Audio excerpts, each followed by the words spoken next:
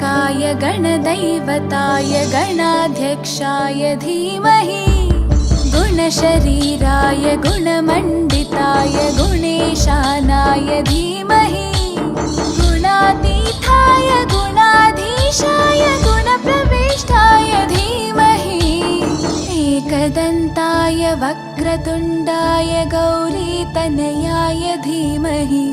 गजेशानाय भालचन्द्राय श्रीगणेशाय धीमहि एकदन्ताय वक्रतुण्डाय गौरीतनयाय धीमहि गजेशानाय भालचन्द्राय श्रीगणेशाय धीमहि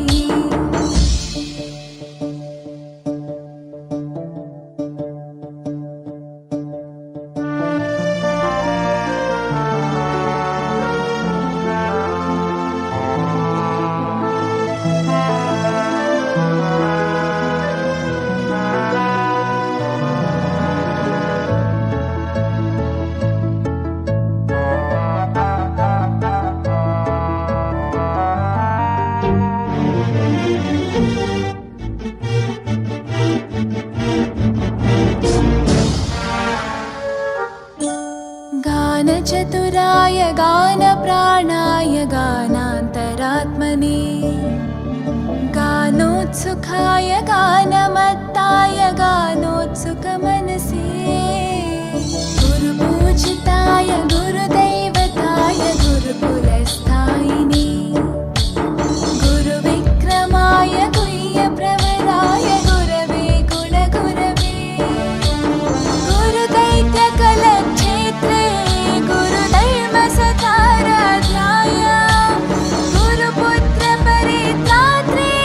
गुरुपाखण्डखण्डकाय